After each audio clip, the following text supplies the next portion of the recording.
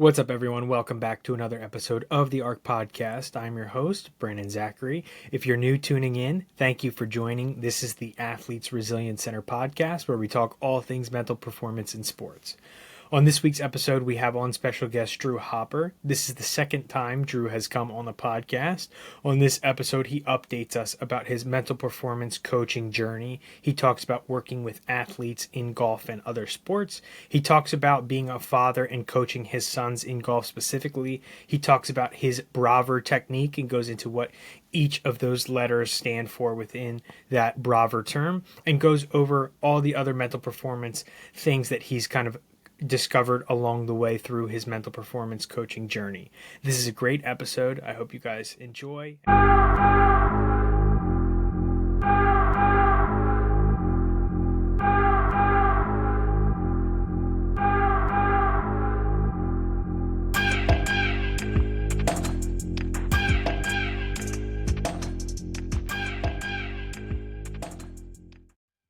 Drew, thanks for coming back on, man. We're excited to have you. I know last time we had you, it was great for you to share your story, and now we're coming back for part two because we definitely want to hear of more you have to say. I know last time we talked, it was kind of earlier stages of getting into coaching and building your business, and now we're getting further and further along in that, and I'm excited to hear your findings and what you've been working on in the coaching sphere. So, how are we doing today, Drew, and what's going on? Brandon, I'm doing great. Glad to be here.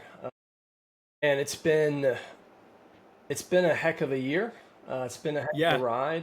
Since we last talked, I've been in what you would call the live fire environment from a military perspective, right? You don't actually learn what it's really like until, for me it was boots on the ground in Afghanistan. Everything up until then, infantry school, airborne school, etc., was all training, but you really learn the most about what you're doing when you're in a live environment. So this summer, did a few things. I caddied in a lot of high-level tournaments for high-level players, and from that vantage point, I was able to learn a lot, because you're seeing elite D1 level talent, and you see these stark contrasts between those who rise to the top of the leaderboard.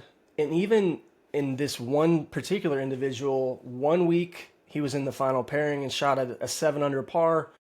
The next week, different tournament, different championship, maybe it was 2 weeks later, he finished almost last. So what's the difference there, right? When you see such a huge gap, and everybody has bad rounds and courses that don't fit their game and all that, but there's more to it than that. When you spend 4.5 hours, 5.5 hours a day, 3 days in a row, you see a lot, you learn a lot, and so that experience has been huge in shaping the direction in which I'm going. And then also, I conducted what was meant to be a 90-day study, but it's an 87-day study. And came at performance from a different perspective. And, the intent of that study was to demonstrate that multidimensional training can actually stimulate more performance gains than, I think we have a lot of folks going down, I'm this one sport athlete and I only train for that one sport. And I think when I was a child in the 80s, it was more common to play 3 or 4 or 5 sports. Even in high school in the 90s, you would play multiple sports. And so we've seen kind of a shift, I think, into to extreme focus. And I think that's well informed by, the rule of 10,000 hours and things like that. But I wanted to challenge that to see if you could introduce athletes into different activities and different environments, and if there would be a positive impact on all of the dimensions of performance, right? Yeah. No, definitely. It seems like you've done a lot since the last conversation we've had, which is awesome. And obviously seen a lot of golf, conducted your own study, which is fantastic. And we're going to definitely get into the results of that study and kind of the high level points to take away from that. But first you talked about, caddying and being around the game of golf and kind of, learning by being in the fire and kind of seeing what goes on in real time during the game of golf. Because like you said, practice is one thing, but when you get out there and you're in the game, that's extremely hard to replicate. Now, you've worked with a lot of guys and you've seen a lot of guys golf, obviously. And like you said, there's multi dimensions of the aspect of sport that helps someone excel and someone achieve, right? Now, I'd love to hear, because you and I obviously have had a lot of these conversations off air in the past, but I'd love to hear, like, what are the major differences you've seen between some of these guys that excel versus some of the ones that might struggle a little bit? And again, when I'm talking about excel versus struggle, like you said, there was the one athlete that shot 7 under par, and then 2 weeks later he was finishing in dead last. And I'm sure, again, that's not a skill issue, because he proved right away that he could play with the best of them shooting 7 under par. But what are kind of the similarities and differences between the athletes that are kind of excelling at that stage of the game and maybe struggling a little bit to keep up? I'll divide it into two lanes. Lane one, I will call level of preparation, Yeah. and lane two, I'll call level of readiness. Okay. Yeah. I think in some cases, and I'll give some examples, you see athletes who are there the day before and they may play 18 holes with a yardage book in hand, with a caddy, giving them inputs, having a discussion. They're all over the green, reading putts from different pin positions where we expect them to be in difficult spots, whatever it may be. They're going through the entire preparation process, refining their plan, making sure that caddy and athlete are aligned, because that's an important note, because if you have caddy athlete friction within the round, which I observed in a lot of these tournaments, that takes a whole nother path, right? And it's destructive and cancerous. So you have the people who are really, really leaning into the preparation, and I think they're getting every bit out of that they possibly can. Yeah. Then you have the people who we get paired with on day one of the tournament, and after a couple holes, you start talking to the player and the caddy and getting to know them, and everybody kind of relaxes and realizes we're just playing golf here. It's not that serious. Yeah.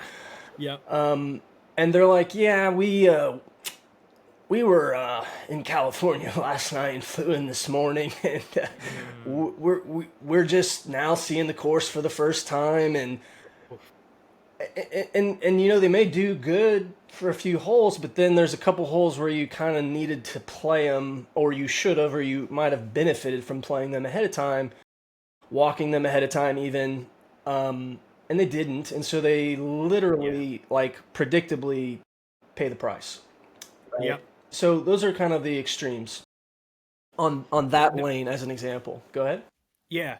No, that's great. Now, I'd love to hear too, because like you said, the readiness and preparedness. I'd love for your insight, because obviously, again, you and I talk about the mental side of the game so much, just the two of us. When you're looking at these guys, right? Like, I think you made a really good example where it's like you might play great for 3 holes, but there are 3 holes that you really needed to have played the day before to kind of get a feel and understand, like, what should my strategic approach to this be? Like, how do you see that affect those players mentally? Because again, like, I think especially younger athletes, like if you go out there and you kill it for 3 holes, you might be on this high of the high, and then one hole doesn't go your way and it's like, boom, transforms completely, flips the script, and then the rest of the day you can't play very well. Yeah, so exactly. That lane we just unpacked was the preparation lane. Now we're talking about the readiness lane. And that's exactly the part where, again, it goes 2 different ways. Those folks who flew in from California the morning of and are coming in hot with no plan, just whatever, if they're ready and they have a process where the caddy's got, some kind of high-speed Garmin rangefinder that's legal, and they go around and they have their way of going about it, then they may get away with it. Also, though, that's just on that end. On the mental side, it's the same thing, though. If you have a process like the one we're going to discuss today, then you might mess up the 1 and 2 handicap hole because they're the most difficult holes, and you probably should have had it. But you keep yourself together, Yeah. and you're able to continue performing until just let that go. And when you do, it doesn't turn into an 82, it turns into a 72 because you make a couple birds on the back on the 15, 16 handicap holes, and you're okay. You're not Right. where you could have been, Yep. clearly. You're not fully optimized, but you were at a higher level of readiness. Even though your level of preparation was poor, your level of readiness to compete, to be in the live environment was good. Yeah. And so again, you haven't optimized all 4 dimensions, but you came in with a level of readiness that at least allows you to absorb and to move past in a productive fashion those speed bumps that, as your performance coach, I would seriously encourage you to take another route because you have so much more potential to go low Right. than what you're achieving. Because remember, your level of prep was an F, your level of readiness was an Yeah. A, and then therefore simple math, you're playing at a C. But Right. I'd love to Right. see you at an A because all 4 dimensions are firing, full tilt red line. Yeah. No, completely. And I think this reminds me of I don't know if you remember I think it was at this point 3 or 4 years ago, the Matt Stafford gets hurt for the Rams and then they sign Baker Mayfield on a Wednesday Yeah. and then they play on Sunday night and it's like, is he going to be ready? And his level of readiness, right, was at an A because as you saw, every moment in that game he was taking and letting his athletic self take over, Mm. right? There wasn't much preparation because he didn't have the chance. Like again, that's not on him for not being prepared. That's on the team for signing him on a Wednesday and then starting him on a Sunday, right? It's like he's as prepared as he's ever going to be. Maybe his preparation was a C or a D because they didn't have the time. But when he went out there, he was ready to go, right? And he stayed ready. He was like, I'm going to prepare the best I can for myself. And whether that's a C or a D, I can trust in the fact that I will be ready because I'm always ready, right? And he's been in a couple of interviews where he talks about that, where it's like, that was a crazy week, but I was training to stay ready for those moments. And, ultimately that led to, him signing with the Bucks. And now he's, having an amazing past 2 years. And he's really one of the better quarterbacks in the NFL. So it really kind of links the two. It's crazy to kind of see that work, with amateur athletes and younger athletes, and then with the guys at the highest level. Yeah, and what's amazing, and this is potentially as a performance coach also a source of frustration because you see the world through different lenses as you're walking around, and when you see athletes who like are leaving potential, it's Yeah. like, I want to help you, but you can only help so many Yeah. people, right? So hopefully, like, social Of media course. outlets allow us to broaden our reach and make a positive impact, like we're trying to do right here, right now, today. Of course. But the disparity between the levels of preparation, the levels of readiness, just those 2 factors alone at the highest level, I'm talking major golf programs, Yeah. not to SMU, we're playing alongside these major golf programs, and you still see it. You still see the disparity at big time D1 programs where guy Yeah. has incredible technical, physical gifts, but his strategic planning, we'll call it a C, because he clearly is excessively pin hunting and paying the price for that, and then therefore the strategic plan is failing him because he's Right. so over indexed in belief in his technical capabilities, he can't foresee that aiming at anything other than the flag is a good idea. Right. So Right. so then he pays the price for that, and then the same is true on the mental side where Yeah. you have a guy who snap hooks it into the woods and it's gone. And he Yeah. has a very short amount of time to get himself back together, tee it up again, and hit a shot and imagine and do it just right, right? And I've seen those who do it, and it's incredible how they can go through their process, and you can see it happening when Yeah. they start with breathing. It's always the same, and they begin to down-regulate their nervous system with breathing. And Right. then they successfully execute their next drive as if that never happened by going through the systematic process and trusting it completely. And then you have the Yep. opposite. Just Yeah. snap hooked it. I was 2 under, man. Yeah. Yeah. Explicit club. Yeah. Yeah. What? I Yeah. mean, maybe the club throwing, probably not so much in that environment as like a public golf environment, but like Let's hope not. but the explicits and the disappointment and the negative self-talk, and that's the biggest thing you see is the negative self-talk in that period. And I think I'm not a counselor, I'm not a psychiatrist, psychologist at this point, but Yeah. there's some underlying things that come from their family of origin story, maybe their coaching story in the past that are influencing that current moment and how they're reacting.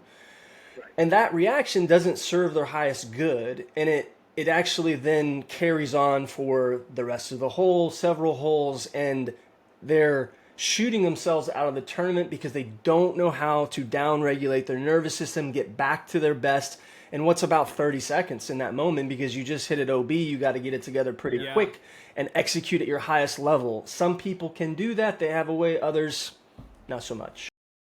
Right. Now, I think you brought up a really good point too about like, kids snap hooking and then they're like crap, like whatever, explicit, and then like you said, there might be some external pressures. Now, when I was coaching baseball, I've seen it so many times, man. Like a lot of the relationships you saw with parents and their children when it came to sports was like, could be way too intense, and it bleeds onto their child's performance and their ability to be resilient, because then there is this lack of self-confidence. Again, I'm not a psychologist, not a psychiatrist. I'm not going to dive into the deep depths of this, but you could just see how it affected them, right? It's almost like, well, they're pissed at me. Now all my self-confidence is gone, and I have no like route to be like, okay, I can reset and get ready for the next pitch, the next play, whatever it is. I'd love to hear from your perspective, like seeing all this. I know they're like higher level tournaments that you're kind of seeing, but have you been able to kind of notice like differences in, I guess, the parenting strategies from some of these athletes? Like, do you see some of these intense parents and it's like, okay, like, what are we doing here? Versus the ones that might be supporting their children a little bit, I guess, in a more ideal fashion? Yeah. I can be really transparent about this. I was probably the intense parent in my child's youth, right? Yeah, When yeah. they were first growing up, because I didn't know any better, and I've since learned. And I always say ignorance is acceptable until you've been informed. And so if you're listening, you're not going to be ignorant any further. Big time. So let's think about what's happening from like a scientific perspective when you have an overbearing parent or a parent who makes playing a round of golf a high stakes situation. Yeah. That's it.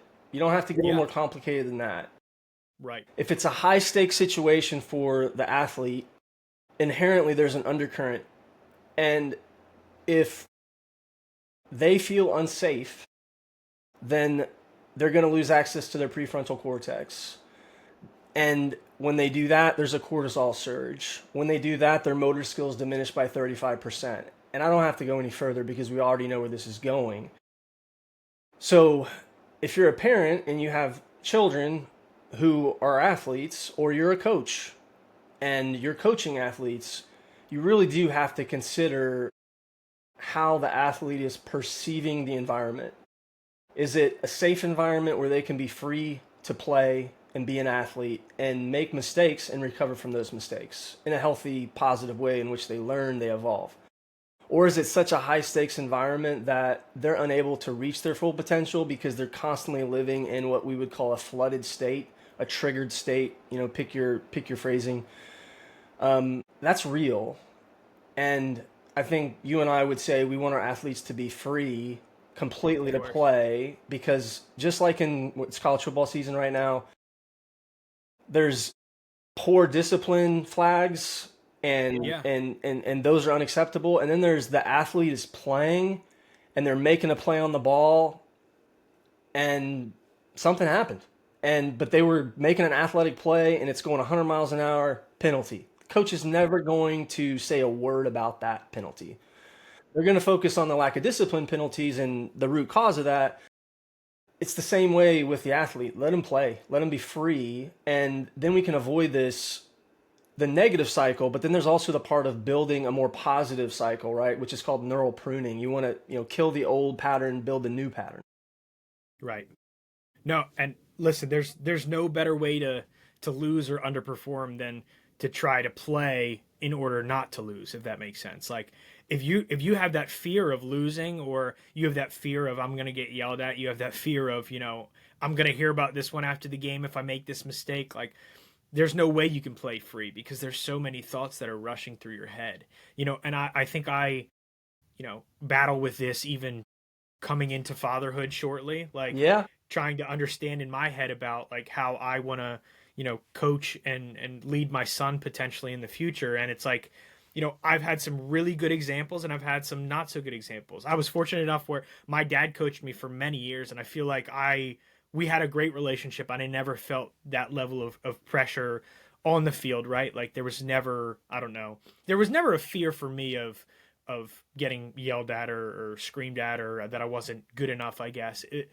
So I'm trying to take a lot of those habits and make sure I'm incorporating things like that into hopefully the way I coach my son in the future, because I feel like I've seen so many athletes that I've played with where they were way good enough, but the relationship that they saw with their either coach or parent was negative, and then it was like absolutely diminishing their game as they continued throughout their athletic career, right? And it's like that's like one of the saddest things that you could ever see, because it's like this guy had so much potential, but there's just so many other external variables that are kind of, damaging that, if that makes sense. totally makes sense, and totally agree.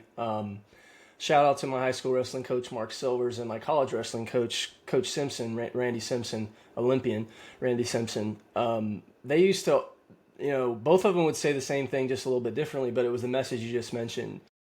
You can wrestle not to lose, or you can wrestle to win. Yeah. And there's a big Right. difference. And the same is true in golf, but it might be a little bit different than what you think. The same is true in jiu-jitsu. But that baseball, you play to win or you play not to lose. And by the way, SMU played Baylor a couple weeks ago, and that meltdown Yeah. to end the game was them playing not to lose. And Yep. they know that. We want to take a quick second to let you know that today's podcast is brought to you by the Philly Pretzel Factory of Marlton, New Jersey. Whether it's picking up a snack between games or picking up a party tray for the big game, the Philly Pretzel Factory of Marlton has you covered. For all of your pretzel needs, make sure you stop by the Philly Pretzel Factory of Marlton, located on North Maple Ave. Let them know that the ARC podcast sent you. Now back to the episode. Right. Yep. Yeah. No, I completely agree. And you've kind of touched on it, so I'd love to dive right into it now, right? Like you said, I've talked with guests in the past too, and the best athletes have a very intentional set of procedures that they follow when things go wrong, or very intentional set of procedures every day in order to not guarantee their success, obviously, but in their head give them the confidence to be like, I have this procedure put in place where if things hit the fan, I can just rely back on that and I know I'll be right back on track. Now you have a system that obviously has worked for many of the athletes that you've worked with and that you've kind of shared on social media quite a bit. I'd love you to kind of go into the BRAVR technique, kind of what each of those letters stand for and why it's so valuable, because again, anyone who's not following Drew on social media, I highly recommend it. He's posting great content about this, and obviously the BRAVR technique is like a big main frame of yours as to like how you approach coaching and the strategies of how to build resilience. Yeah. Couple disclaimers before I jump into BRAVR. This, for golfers specifically, this is something that you need to experience to understand the power of it.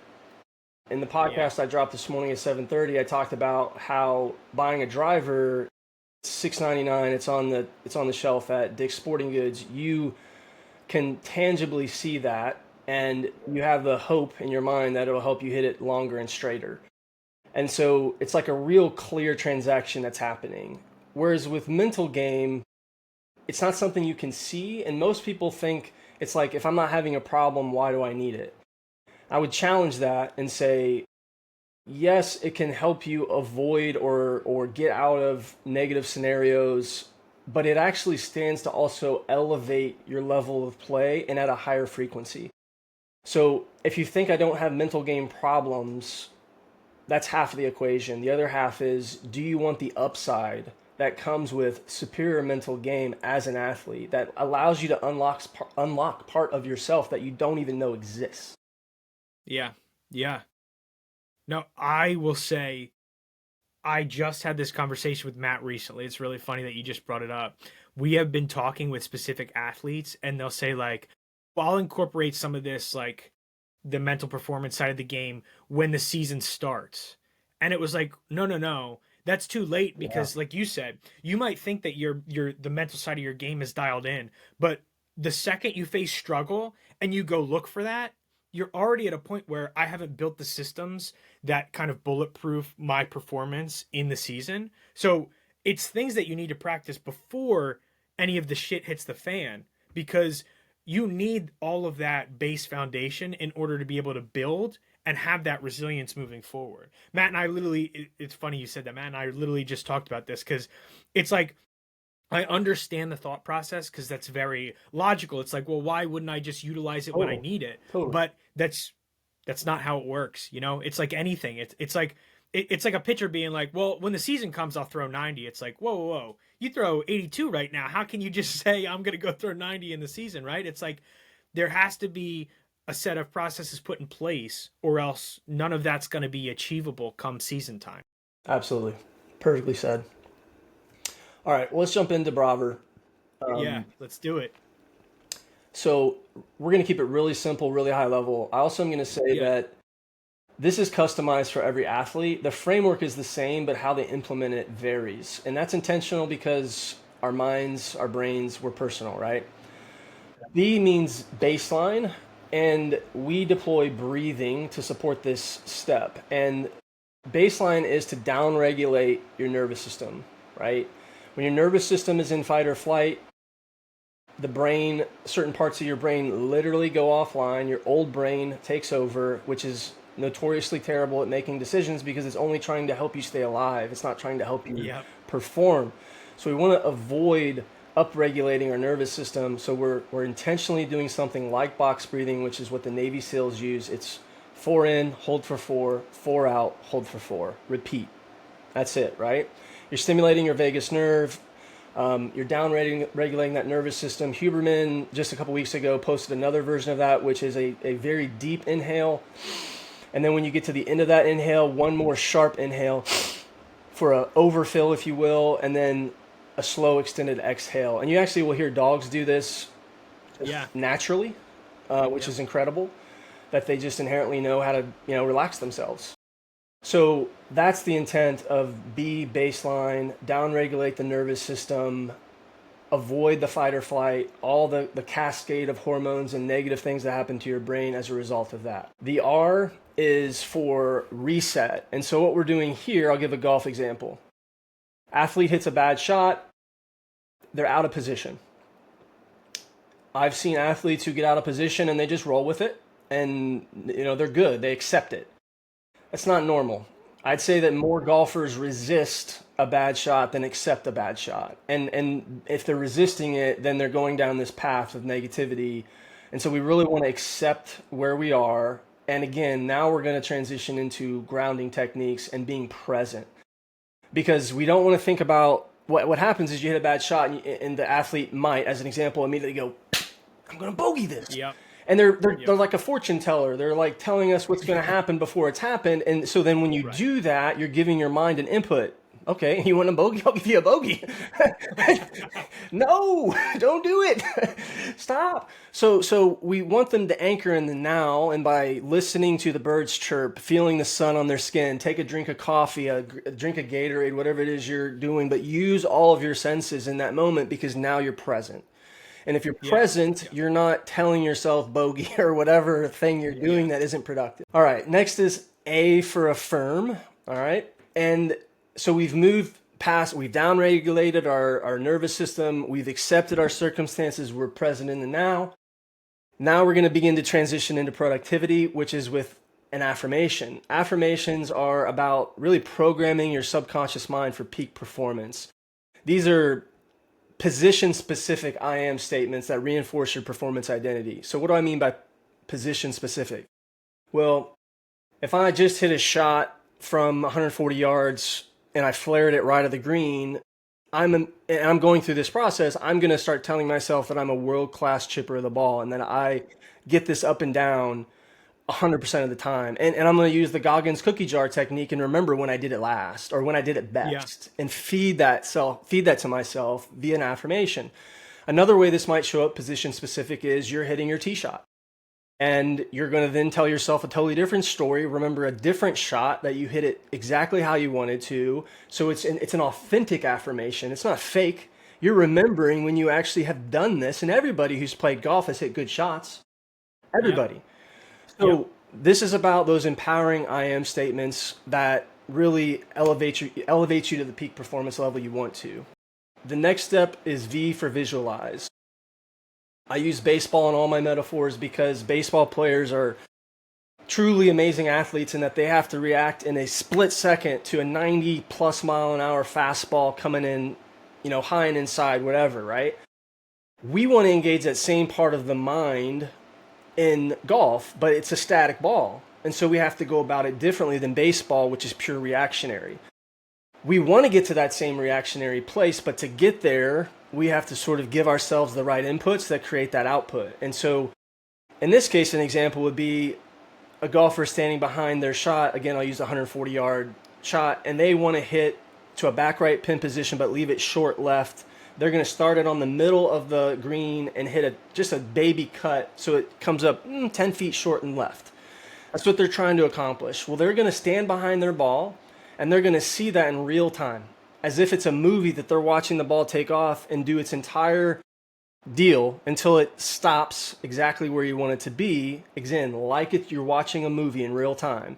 That's the important part here because that's what's activating the athletic, the vision system, if you will, is activated within our mind. And it's like, I know what to do now. I've given myself the right inputs. And if you want to take that one step further, a Swiss study proved that if you do just micro movements with that, you don't even have to do a full practice swing.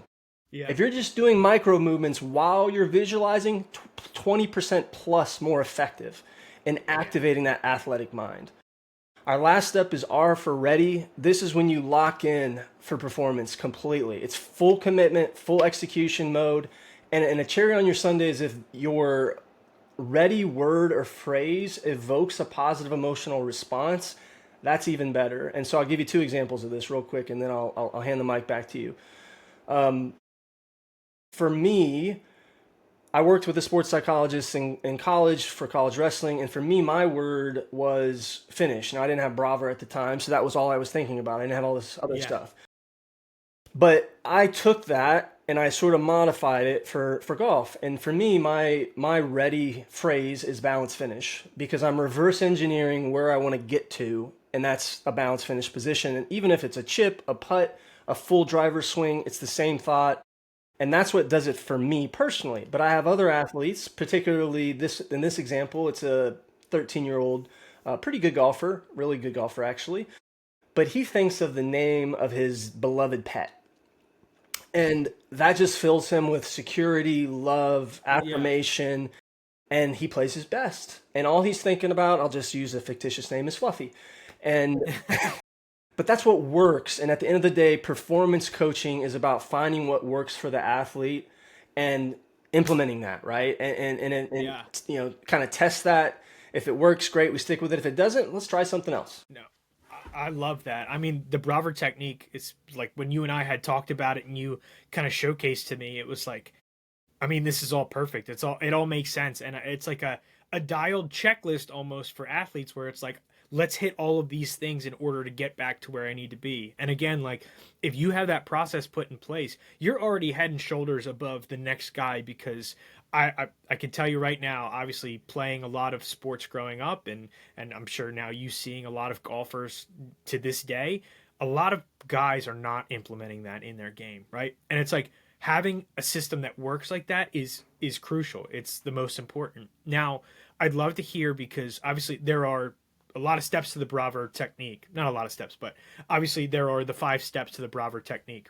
Now, which one of those would you say personally for like younger athletes would be the hardest to implement? Like what do you see as the most difficult for them to, I guess, attach to out of that system? It's a great question. I had a top 400 ranked golfer come to me and he didn't have within this context a pre-shot routine that access this. Right. His pre-shot routine was inconsistent and all over the place. Yeah. So as a result, he was making big numbers for really no reason because he was in perfect position. So in his case, it was the visualized part because he had gotten to an elite level of play without using it. And so he was literally thinking about what not to hit. He would go through, he would identify his target, but then his last focal point was what he wanted to avoid. Right. So where do you think his ball went? A lot. Yep. So I think that's been my experience, but I do think it's individual, right? I've seen it where some people just can't seem to get too ready because they're like, I don't know what to say. It's like, what does this mean? But I've seen other people who are actually uncomfortable with affirmations because they've come from such a place that they don't even talk nicely to themselves. So affirmations feels like a stranger, right? Not like a warm sweater that should make you feel nice and comfy and good about yourself. It feels yucky.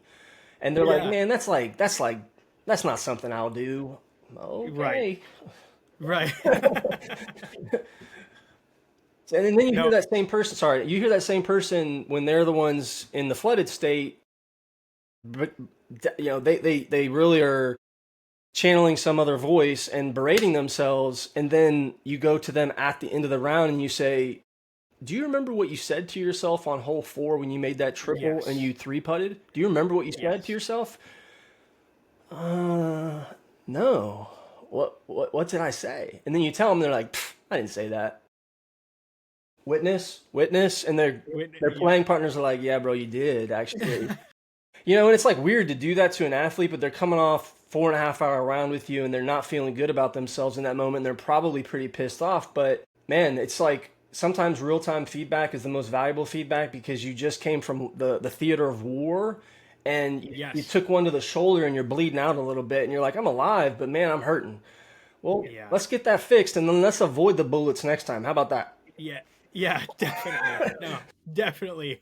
No, I completely agree. I mean, there's so many athletes, and I've played with so many that have this like negative self-talk and almost think that like positive self-talk for yourself or like the affirmation piece is like almost corny, if that makes sense. It's like, bro, that's not going to work. And it's like, yes, it will. I promise you it will. The way that you communicate with yourself is everything because no one's going to communicate more with you than yourself. And it's like, if you're giving yourself and feeding yourself all these negative thoughts, that's obviously going to bleed into what happens. And again, like you said, the athlete you worked with, that's like, I just need to make sure I don't hit it over there. Like that's playing not to lose, right? That's like playing thinking about, all right, I'll be in a good spot as long as I don't do this. It's like, well, that's not the goal. It's like, what is your mission? It's to do X, Y, and Z. Okay, well, let's focus on doing X, Y, and Z, and that's it. Like that's ultimately what's gonna set you up for the most success. Yep. No, completely. But Drew, again, thank you so much for coming on and sharing the BRAVR technique and sharing kind of your insights and everything. I'm sure we're gonna have a part 3 on this at some point because obviously you and I are talking all the time and you're always doing cool new things. Now, can you again share with everyone, all the listeners, kind of your social media handles so everyone can kind of find you and follow you if they want? Yeah, at Performance Juice, real simple, and YouTube and Instagram. Find me there, hit me up. Love to hear from you. Awesome. All right, Drew. Again, thank you so much for coming on. I'm sure we'll have you on for a part 3, so I'm excited for that in the future. But awesome, man. Take care and thank you again. Thanks, Brandon. Take care.